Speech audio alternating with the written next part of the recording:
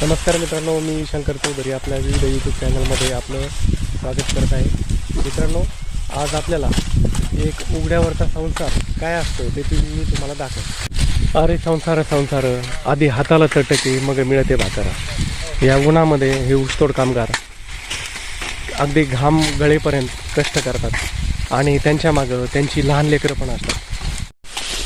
हो, आई वडील कष्ट करत असताना त्यांच्या मागंही त्यांची मुलं असतात आणि त्यांच्या मुलांसाठी ते बघा या माऊलीने कशी त्यांच्यासाठी रानातच सावली केलेली आहे. आणि ही माऊली या लहान लेकरांना घेऊन बसलेली आहे.